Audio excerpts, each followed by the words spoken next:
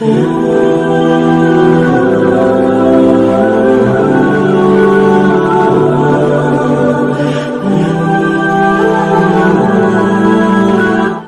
آپ کو ایمان اور یقین حاصل ہو تو پھر دعا کریں اللہ اس پر استقامت عطا فرمائے، پھر اس پہ ڈٹ جائے۔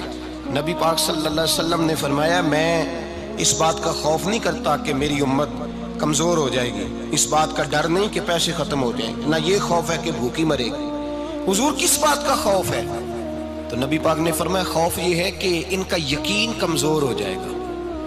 یاد رکھیں اگر اعتبار نہ ہو تو گھر نہیں چلتا، تو اگر اللہ رسول پر یقین کامل نہ ہو تو پھر بندہ مسجد نہیں آ سکتا، پھر اس کا دین نہیں چلتا، پھر اس کے لیے مشکل ہے نماز، پھر اس کے لیے مشکل ہے راہ خدا میں خرچ کرنا۔ میرے نبی پاک نے فرمایا یوں نہ کہا کر کہ یا اللہ چاہے تو دے چاہے تو نہ دے، جب مالک سے مانگ تو کہا کر یا اللہ تجھی سے مانگنا ہے، میں لے کے اٹھوں گا، تو مجھے دے گا۔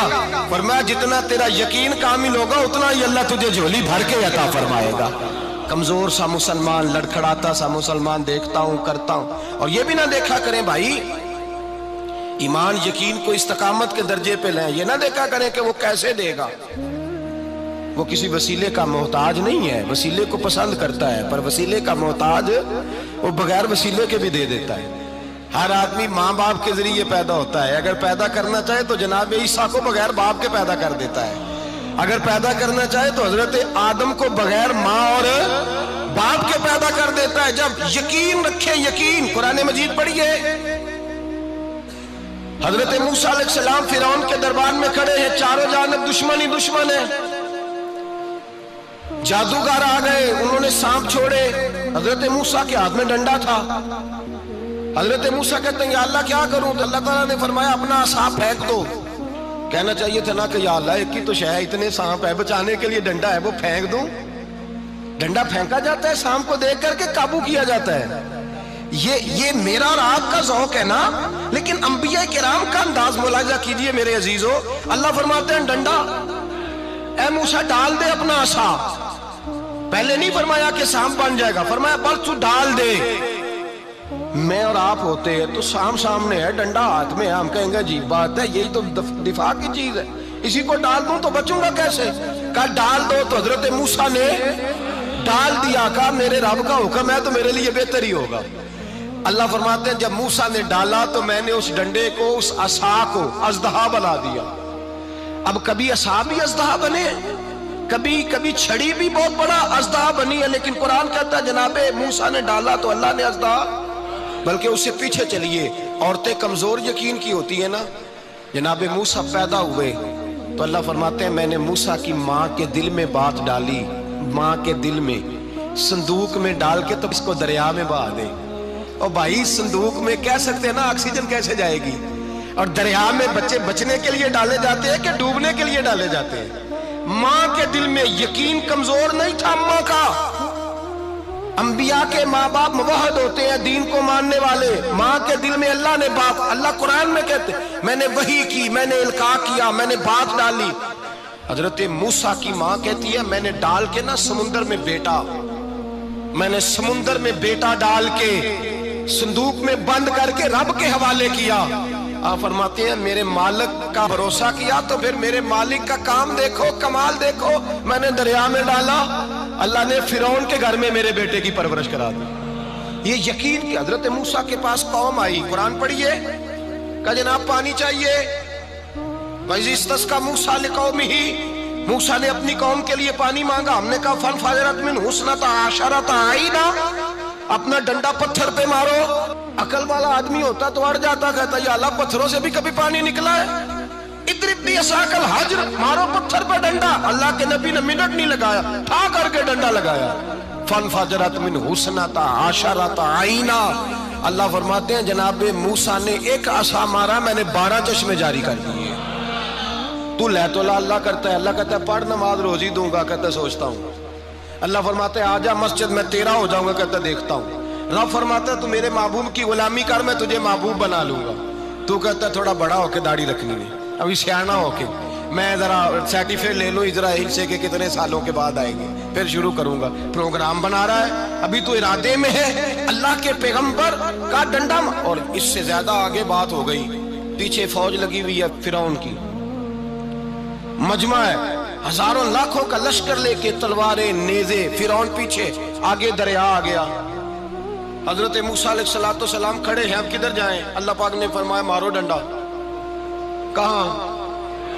پانی پہ ڈنڈا مارو۔ اب حضرت موسیٰ علیہ السلام پانی پہ ڈنڈا مارے تو پانی ابھرے گا، اس سے زیادہ کیا ہوگا؟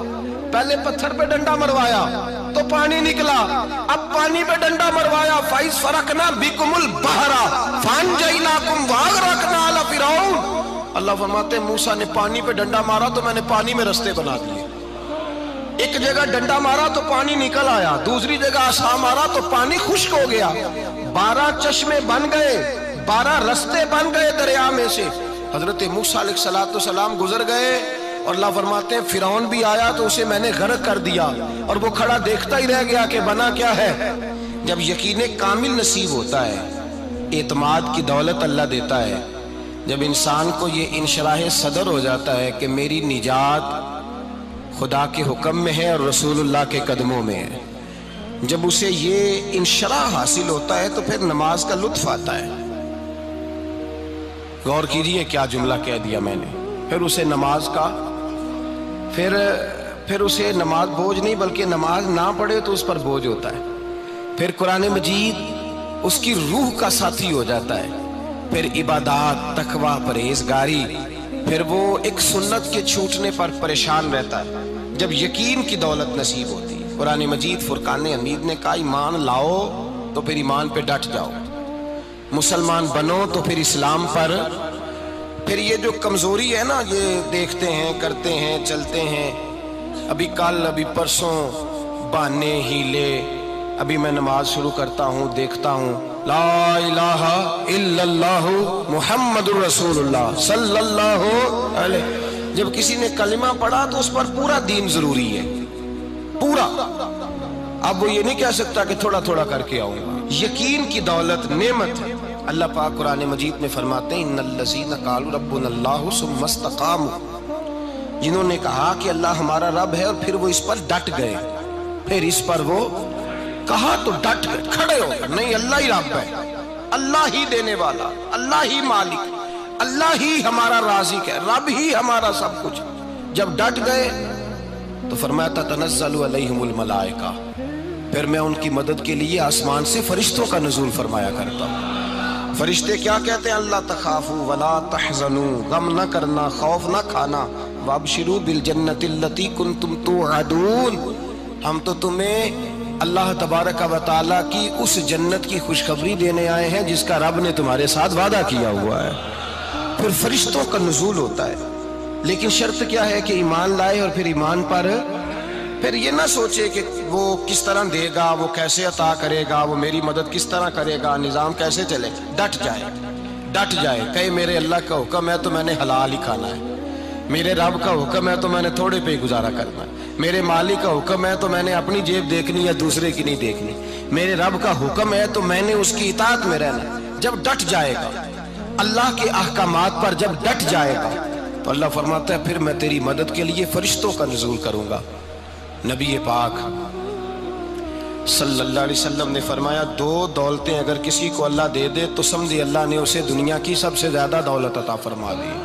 یا رسول اللہ وہ کون کون سی چیزیں ہیں؟ فرمایا ایک جس شخص کو اللہ نے معاف کرنے کی دولت عطا کر دی، جو معاف کرنے لگ گیا، جس کی طبیعت میں درگزر آ گیا، جو معاف کرنے لگا، غلطیاں معاف کرنے لگا، جس کو ایک دولت یہ مل گئی، اور دوسرا میرے مصطفیٰ نے فرمایا جسے اللہ نے یقین کی دولت عطا فرما دی۔ جس کو یہ 2 دولتیں مل جائیں، ایک درگزر کرنا، دوسرا رب رسول پہ یقین کامل رکھنا، اسے کائنات کی ہر شے مل گئی۔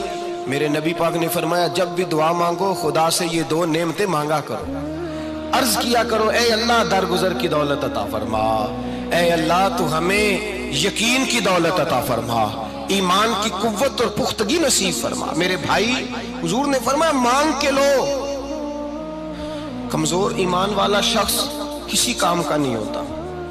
جس آدمی کے ذہن میں شک کا بیج ایک دفعہ جنم لیتا ہے وہ آدمی تو غلام سے بدتر ہے۔ بے کیف سجدہ، روٹھی روٹھی سی عبادت، اس کی زندگی کیفیات سے خالی ہے۔ جس شخص کو پتہ چل جائے نا لوگ میرے مخالف ہیں، اس کا تو سجن رہتا ہی کوئی نہیں۔ اصل بات یہ ہوتی ہے کہ یہاں سوچ بیٹھا ہے کہ دنیا میرے خلاف ہے، یہاں مخالفت یہاں بیٹھ گئی ہے، دو بندے باتیں کر رہے ہیں تو پریشان ہے، میرے خلاف ہی لگے ہوئے ہیں، میری ہی بات ہو رہی ہے، کیونکہ اصل تکلیف کہاں ہے؟ اور اگر یہاں یقین کامل ہو گیا نا کہ سارے مجھ سے پیار ہی کرتے ہیں، تو پھر دو بندوں کو بات کرتا دیکھیں گے تو یہی سوچے گا میری تعریفیں کر رہے ہیں۔